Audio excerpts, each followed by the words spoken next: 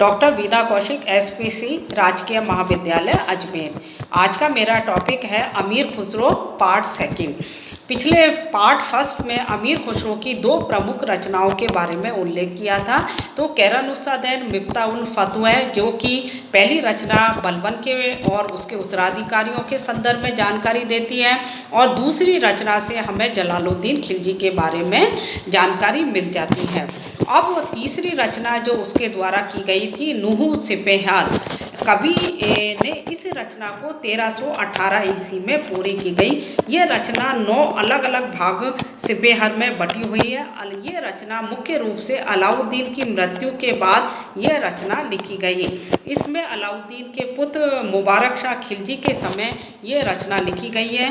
इसमें कवि जो है प्रमुख रूप से पैगंबर मोहम्मद साहब और निजामुद्दीन औलिया की स्तुति से इस रचना को प्रारंभ करता है।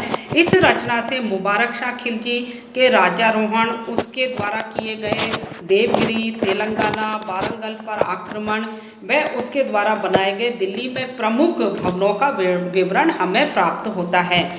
तो इस रचना की महत्वपूर्ण विशेषता जो है नूह सिपेहर की, वो यह है कि इसमें हिंदुस्तान के बारे में महत्वपूर्ण जानकारी दी है। इसमें कवि ने भारत की जलवायु, पशु पक्षी, पेड़ पौधे, धर्म, भाषा आदि की मूल्यवान जानकारी हमें दी है। वह लिखता है कि हिंदुस्तान स्वर्ग के समान है। यहाँ की जलवायु खुरासान से भी अच्छी है। आम, केला, इलायची, कपूर, लौंग और अंगूर जैसे फल यहाँ बहुत अधिक मात्रा में मिलते हैं और उसकी कोई भी उपमा नहीं दी जा सकती है। पान के समान संसार में कोई वस्तु नहीं है। यहाँ के मेवे अन्य जगह नहीं पाए जाते हैं। तो कवि भारत को स्वर्ग के समान मानता है, और इस संबंध में वो प्रमुख जो तर्क देता है वो है कि भारत का विज्ञान और यहाँ के लोग जो बुद्धिमान हैं वो श्रेष्ठ हैं। भारत में अंक और शतरंज का आविष्कार हुआ है। तो इस प्रकार से अमीर खुसरो जो है अपनी इस रचना में, नूह सिपेहर रचना में मुबारक शाह खिलजी के बारे में लिखता हुआ वो भारतीय जलवायु, भारतीय प्रदेशों, पशु पक्षियों और फिर यहाँ के फल फूलों के बारे में भी महत्वपूर्ण जानकारी दे जाता है। इसके अलावा इसी रचना में हम देखें तो कवि ने भारत की भाषाओं के बारे में भी जानकारी दी है।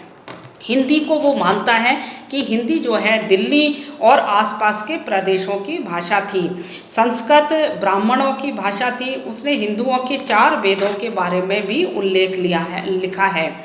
वेदों के बारे में उसकी जानकारी सीमित थी। भारत के जादू टोने, सती प्रथा के बारे में भी वो उल्लेख करता है। यहाँ खेले जाने वाले चौगान जो कि पोलो खेल था, उसका भी वो उल्लेख करता है। ऋतुओं के बारे में भी उसने वर्णन दिया है। यहाँ की ऋतुओं जैसे शरद ऋतु, बसंत ऋतु, उसका वो वर्णन करता है और उसमें बसंत ऋतु को वो सबसे प्रमुख ऋतु मानता है। इसके अतिरिक्त हम देखें वो दरबारी इतिहासकार है, दरबार में नियुक्त है। तो दरबार में मनाए जाने वाले विभिन्न त्योहारों जैसे नौरोज आदि का भी वो उल्लेख करता है। तो मुबारक शाह खिलजी के राज्यारोहण के समय जो तैयारी, जो दरबार में सजावट थी, उनका वो उल्लेख करता है। इस प्रकार कवि ने इस कविता के द्वारा उस समय के इतिहास, समाज व सामाजिक और आर्थिक स्थिति का वर्णन किया है, जो समाज की संस्कृति, इतिहास की जानकारी के लिए हमारे एक उत्तम स्रोत है। उसकी चौथी जो रचना है वो है तुगलकनामा।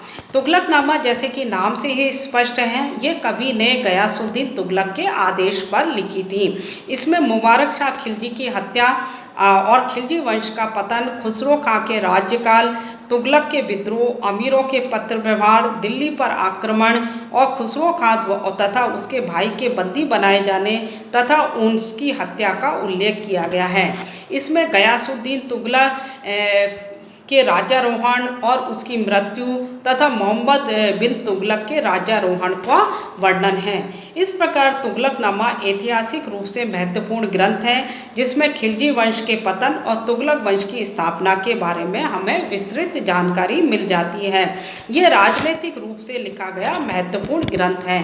तो अमीर खुसरो की ये 2 प्रमुख रचनाएं हैं, जिसमें नूह सिपेहर में हम देखें राजनीतिक घटनाक्रम के साथ साथ वो सामाजिक, सांस्कृतिक और भारतीय जलवायु के बारे में जानकारी देता है और तुगलकनामा के द्वारा वो तुगलक वंश का वर्णन देता है। धन्यवाद।